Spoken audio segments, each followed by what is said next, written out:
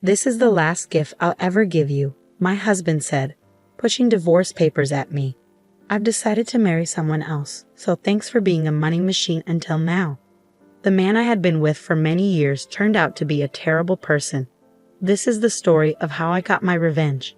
My name is Jessica, and I'm turning 50 this year. Tomorrow is special because I'll finally finish paying off a big debt. My husband, Lance, and I have worked really hard together.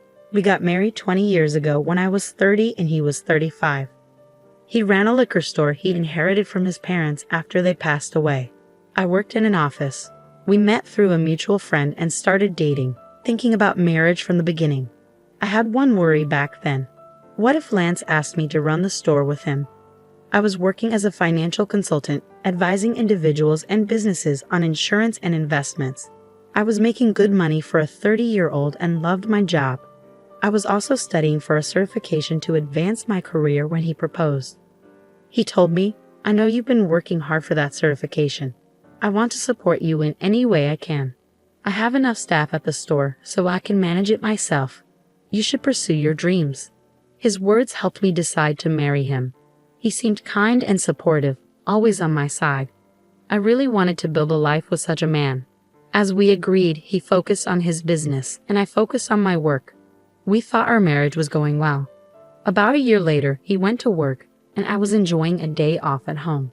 While vacuuming under the bed, I saw a lot of papers. We had moved in less than 6 months ago, so I wondered why there was such a mess. I picked up a crumpled piece of paper and opened it. The bold header caught my eye. Reminder of payment. The total debt in Lance's name was $200,000. $200,000. Wait, it's not $2,000, is it? My head started spinning. Why did he hide such a large debt from me? I confronted him as soon as he got home that day. "What is this debt? What's going on?" "No, it's not what you think. It was left to me by my parents." The debt was not personal but tied to his liquor store. His parents had accumulated it, and when he took over the business, the debt came with it. It was secured by the land and the house we lived in, so he had no intention of renouncing the inheritance. I understood it wasn't his personal debt, but it couldn't be ignored. "But this is a payment reminder. Aren't you paying it back every month?" I asked. "I am, but sales fluctuate from month to month. Sometimes I can't pay them back during the slow months. I have to pay my staff first, so I asked the creditors to wait." That's when the letter came. At first, his explanation seemed reasonable, but delaying payments was clearly not a good idea. The letter included the words, "Final notice." "I didn't tell you because I didn't want you to freak out. Don't worry though, business is on track and we haven't been evicted from the house, right?" That's true, but I looked at him anxiously. Then he mentioned something unexpected. "If you're so worried, why don't you help me pay it off? You are making quite a lot, aren't you?" "Huh?" I wasn't comfortable with where this was going. It wasn't my store. A husband and wife were supposed to help each other, but "My debt is also yours," he insisted. "That's a bit sudden. Are you okay if my store goes out of business? Many people would be affected if it closed." He was right. His store had become a vital part of the community. It was in the suburbs where there weren't many other shops or supermarkets. He sold fresh foods like meat and fish and even offered home delivery. I had visited the store several times, and it was always busy. Some customers had told me how grateful they were to have it in the neighborhood. "Please, honey, I'm working hard to keep the business going. Please help me pay off my debts." I respected how seriously he took his work and his dedication. I didn't want to see his store disappear. I didn't want that to happen. Being married means supporting each other, so if he was struggling, it felt natural for me to help. "Okay, I'll pay as much as I can from my salary every month. You can focus on managing the store." I could help with the finances, but only he could run the store. I was glad he trusted me to help. However, this was the start of a change in him. About 3 years had passed since I started taking on his debt. He often came home late. "What were you doing until this late? Were you drinking?" "I just had a few drinks with my customers." "Honey, did you make the payment this month?" For some reason, he sounded condescending. "I did last week." "Why?" "The store depends on you. You better keep paying on time." When he was drunk, he would give me orders. At first, I thought it was just the ramblings of someone who'd had too much to drink, but it started to bother me when it happened repeatedly. He acted like it was normal for me to handle his debt. By the way, Matt has a third kid now. I envy him. Matt was his high school friend who also had his own business, and his wife worked with him in the store. I've been wanting to talk to you about that. Don't you think it's time for us to start a family? His reaction was very cold. What? A baby? My business has just started to pick up, and we're still in debt. How can we be so irresponsible? That was his response. I tried to keep my frustration in check. Matt has 3 children now, right? We can manage one too. His parents are still around, and his wife works in the store. We're not in the same situation. I couldn't argue with that. I had always dreamed of having children after getting married, but it seemed that dream was slipping away. So, until I pay off all your debts, we can't have a baby. Well, I guess that's how it will be. If you make a lot of money and pay off the debts quickly, I'll consider it. His mean smile disgusted me, but I was eager to pay off the debts as quickly as possible. I was so focused on starting a family that I didn't think clearly about the situation. From then on, I worked tirelessly for Lance. I pursued additional qualifications, took exams for promotions, and secured a salary increase. I started earning much more than most women my age. I even made extra payments, but the debt didn't disappear quickly. Before I knew it, I turned 40 and had to give up on having children. I told myself I still had my husband, and that was enough. He depended on me, and I was willing to do anything for him. As long as I believed that, I remained happy. But Lance started coming home later and later, sometimes not until the morning. I was working in the store one morning when I realized how late it had gotten. I had to go out with a customer, and when I returned, the sun was up. Seeing Lance working so hard to keep the store going made me feel like I had to do my best as a wife too. We were in this together, working toward a better future. Months and years passed, and finally, the day came when I was ready to make the last payment. I had given up all kinds of luxuries to pay off the debt, but now that was over. I could finally use my hard-earned money the way I wanted. I realized that since getting married, I had been so focused on money. We had never taken a vacation or dined at a nice restaurant. Now in our 50s, I hoped we could finally enjoy those things. On the day of the last payment, I took a day off. I made a special dinner, prepared a bottle of wine, and baked Lance's favorite chocolate cake. I wanted to celebrate our new debt-free life together.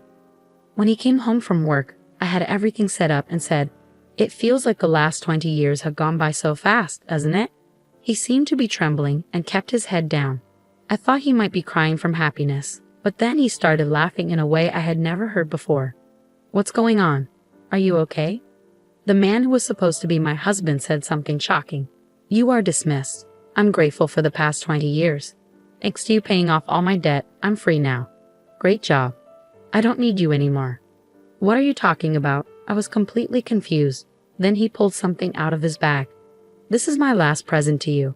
The bold letters on the paper read "Petition for Divorce," and it hit me hard. He continued proudly, "I've decided to marry someone else, so you're no longer useful to me. Thanks for being my cash dispenser all this time." "You're getting remarried? Have you been cheating on me?" I remembered how he always came home late, claiming it was for work or socializing. While I was working hard to pay off his debt, no way. He kept his smug expression. "I would never cheat. I've already found someone else I want to marry. I wanted to wait until you cleared my debt before divorcing you." Tears filled my eyes as I looked at the ruined celebration. "Get out of here." He handed me the divorce papers. My anger flared up faster than my sadness or despair. "Fine, but you won't regret this," I managed to say through clenched teeth. "No, I won't. Why would I regret divorcing an old hag like you?" "An old hag?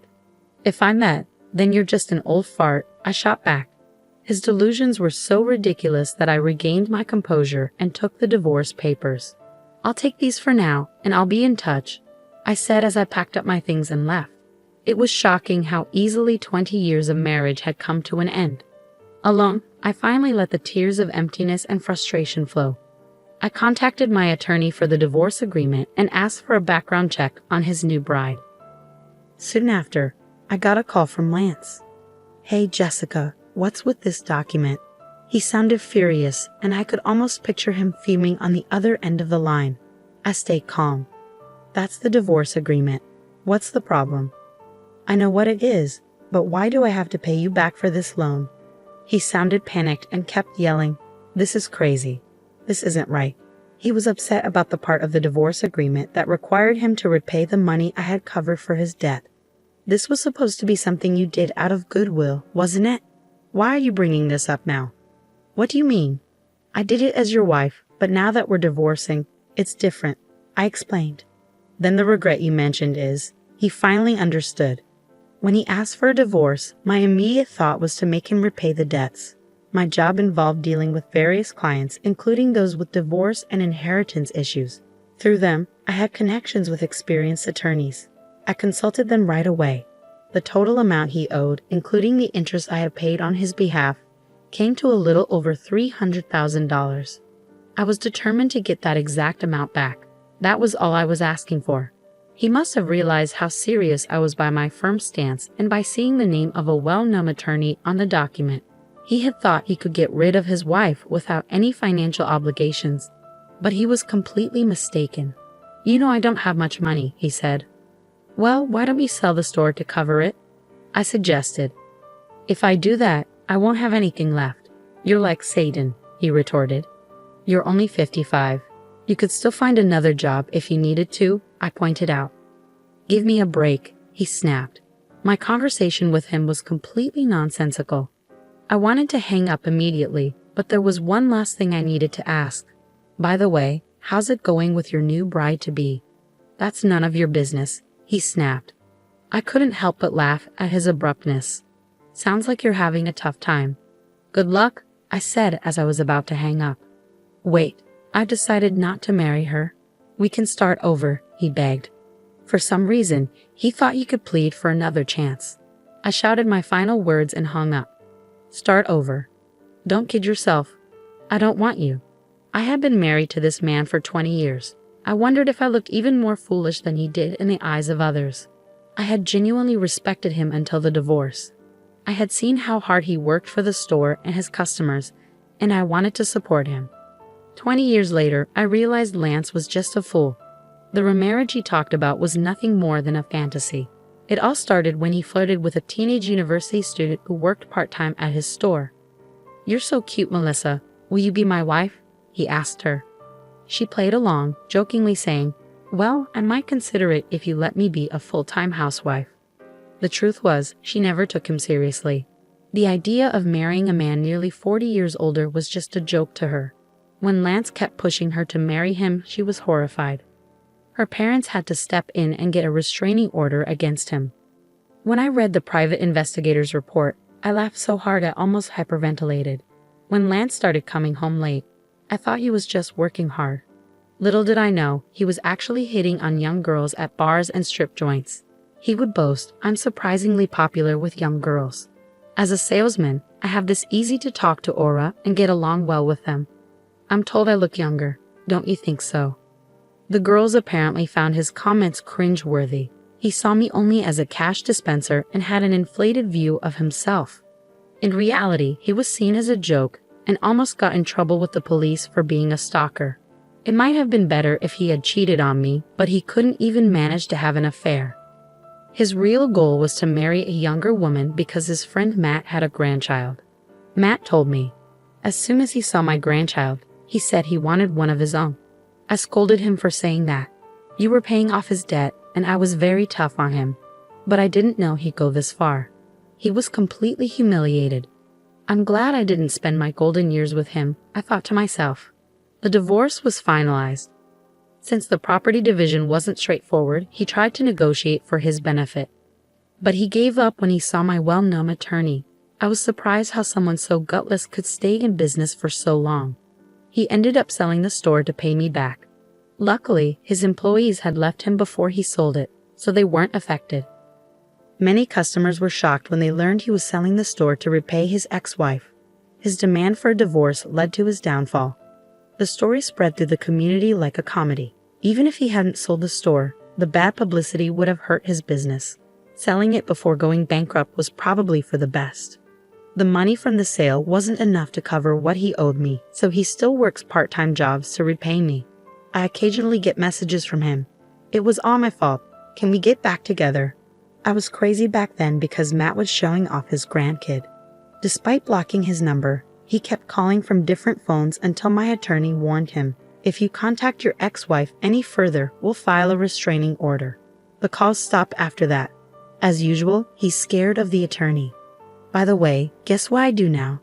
I'm a marriage counselor. When I turned 50 and wanted a new career, a friend opened a matchmaking business and I joined her. I left my old job to help singles find partners and offer advice on financial matters between couples, like insurance and investments. It's been a success, and the number of clients quickly grew. Couples who want honest and thorough discussions appreciate our unique service. I've learned a lot from my own experiences and don't want others to make the same mistakes I did. Although my salary is a bit lower now, I enjoy helping others find happiness every day. I found my own happiness after getting rid of my ex-husband, and now I'm dedicated to helping others find theirs.